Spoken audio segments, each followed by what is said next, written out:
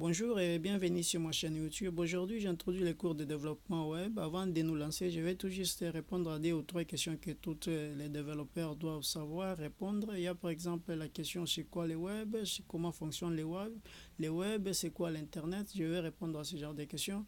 Maintenant, avant de nous lancer, je vais faire une petite brève historique de cette web.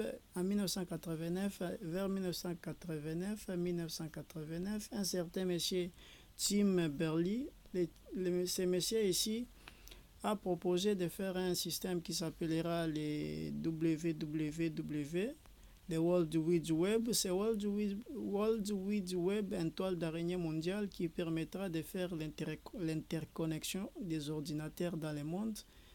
Et dans cette année, malheureusement, on ne lui a pas permis. C'est vers 1990 qu'on lui a permis, vers le novembre 1990, de faire ce projet.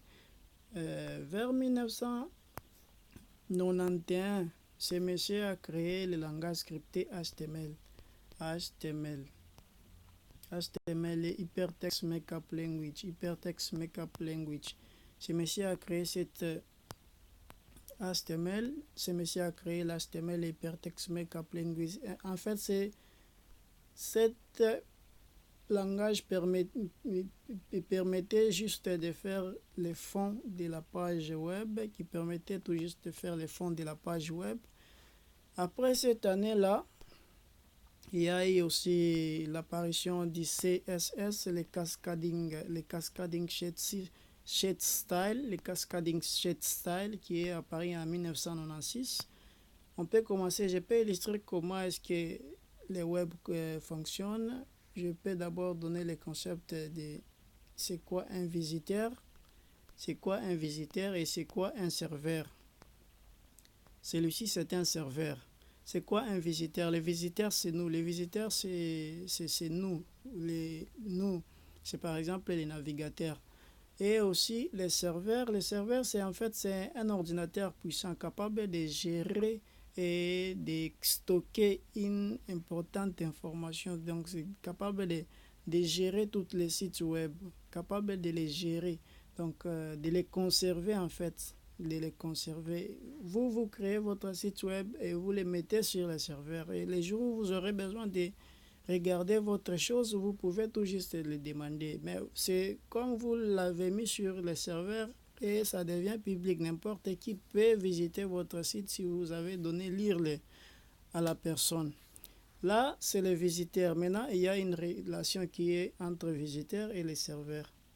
Les visiteurs envoient une requête au serveur et les serveurs lui envoient une page web. Et comment est-ce que ça se passe? Il doit entrer dans l'URL. Il doit entrer les noms du domaine dans l'URL.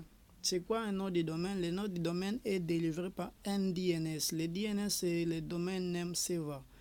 C'est cette organisation qui va te donner ce nom. Ce nom, c'est comme un ADN. Donc, vous ne pouvez pas le retrouver quelque part d'autre que vous, parce que c'est pour vous celle que vous devez avoir, donc le nom du domaine. Vous ne pouvez pas avoir des sites identiques, donc il doit y avoir toujours des différences par rapport peut-être à 5 ou quelque chose comme ça, je ne sais pas, différence par rapport à S, quelque chose comme ça. Ce sont des noms qui sont identiques. Et comment est-ce que le serveur reconnaît l'ordinateur? Il reconnaît l'ordinateur par rapport à son adresse IP. Il reconnaît l'ordinateur par rapport à son adresse. Chaque ordinateur, chaque périphérique a un IP, ce qui lui permet d'identifier les ordinateurs. Il peut envoyer l'information grâce à la reconnaissance d'un IP. Là, c'est le concept d'une relation entre les visiteurs et les serveurs. Maintenant, on peut illustrer une deuxième illustration. On peut mettre maintenant quelque part ici. Celui-ci, en fait, c'est un développeur. Et celui-ci, c'est un serveur. Et quelque part ici, peut-être, il y a un visiteur. Ici, il y a un visiteur, deuxième visiteur. Comment les relations se passent? Ce monsieur développeur constate non, je n'ai pas de moyens à supporter toutes les données que les personnes peuvent m'envoyer, des millions de personnes. Je dois chercher un serveur qui me servira à donner les sites à mes abonnés ou quelque chose comme ça. Celui-ci prend les sites et l'upload sur cet serveur. Quand il upload ces sites sur le serveur, il a la probabilité aussi de les visiter en fait. Il peut les visiter, il peut changer quelque chose comme ça. Le serveur aussi peut lui renvoyer encore l'information. Maintenant, quand il dépose ceci, ces messieurs visiteurs peuvent taper aussi les codes au moyen d'un moteur de recherche. Il entre les codes dans ce moteur de recherche. Le tour de ce moteur de recherche est d'aller dans tous les serveurs, chercher le nom du domaine que la personne a tapé. Donc, il cherche dans tous les serveurs pour trouver là où se situe cet nom du domaine ou les www quelque chose mon site.com. Il les cherche. Quand il les trouve, il envoie l'information à ses visiteurs. Celui-ci même peut envoyer l'information et on les donne. Mais maintenant, aujourd'hui, c'est la question à se poser, c'est qu'est-ce que vous devez connaître pour créer des pages web. Là, on entre. Qu'est-ce que vous devez connaître pour créer des pages web? Premièrement, vous devez savoir manipuler les HTML, les Hypertext Language. Vous devez savoir manipuler les HTML. Deuxièmement, vous devez savoir manipuler les CSS, les Cascading Style Sheets. Après, vous devez manipuler les JavaScript. Vous devez manipuler les vous devez manipuler les PHP et aussi les MySQL. Les PHP a aussi des concurrents comme Django, quelque chose comme ça. Bon, il y a des concurrents et aussi les MySQL. Je peux définir ces langages, je peux les définir. Je rentre.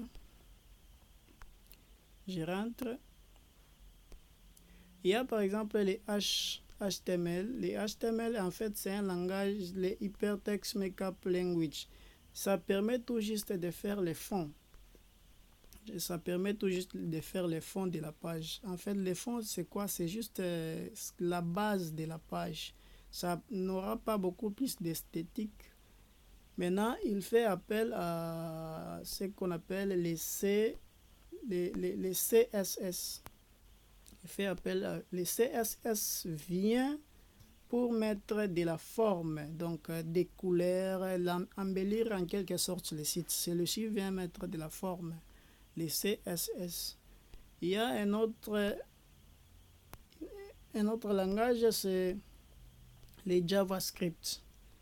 Les JavaScript, c'est en fait le langage des scripts. Ce langage permet tout juste aussi d'animer une page web. Ça permet par exemple de donner des alertes, des messages d'alerte. Ça permet de régénérer les pages. Donc ça aide beaucoup à faire que la page puisse être un peu dynamique.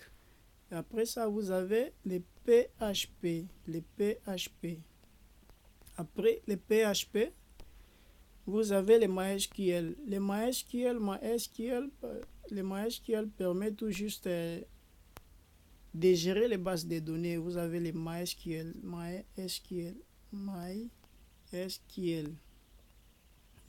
quelque chose comme ça. Je n'ai pas de stylo à écrire. Les MySQL, ça permet de gérer les bases de données. Maintenant, comment est-ce que ça fonctionne avec l'Internet, tous ces langages, comment est-ce que ça fonctionne? Je peux encore illustrer. Quelque part ici, vous avez le développeur qui est ici. Et quelque part ici, vous avez les serveurs. Ces messieurs développeurs développent un site et les met sur le serveur. Et va consulter ces sites.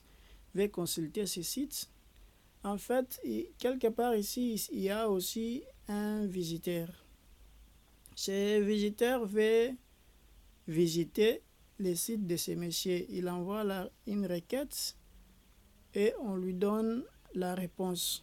On lui donne la réponse. La différence ici, il y a deux types de pages web. Il y a des pages web dynamiques et des pages web statiques. Les pages web statiques, je vais illustrer comment est-ce que ça se passe avec les pages web statiques. Les pages web statiques, en fait, ce sont des pages qui ne changent pas. Par exemple, vous avez par exemple ici un visiteur ici, un visiteur 1. Ici, vous avez les serveurs. Vous avez les serveurs. Ici, vous avez un autre visiteur qui s'appelle le visiteur D. Et peut-être ici un autre visiteur qui s'appelle le visiteur 3. Le premier visiteur demande quelque chose du site statique créé à partir d'HTML et CSS. En fait, celui-ci lui renvoie la page web. Celui-ci aussi demande les mêmes pages et le serveur lui envoie la page.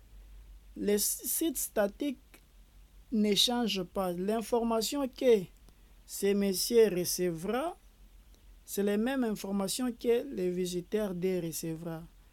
Et l'information que le visiteur D recevra, c'est la même information que le visiteur 3 recevra. Donc, il n'y aura pas de changement. Maintenant, à la différence du site web dynamique, je peux illustrer aussi. Le site web dynamique fonctionne de cette façon. Ici, vous avez un visiteur 1. Ici vous avez les serveurs. Quelque part ici, vous avez un visiteur D. Maintenant, celui-ci envoie une requête au serveur. Le serveur lui envoie la page, par exemple, la page d'enregistrement. Il lui dit non, tu dois t'enregistrer parce que tu es un nouvel abonné, quelque chose comme ça. Et celui-ci s'enregistre. L'information retourne au serveur. L'information retourne au serveur est conservée par ce qu'on appelle le programme MySQL qui gère les bases de données. Cette information doit être conservée dans une base de données à l'intérieur de ce serveur. Cette base de données est gérée par ce qu'on appelle le MySQL. Eh bien, on a envoyé cette information à celui-ci. Celui-ci aussi demande la même chose. Celui-ci n'a pas demandé, mais par exemple, celui-ci, un autre jour vient demander toujours la même page.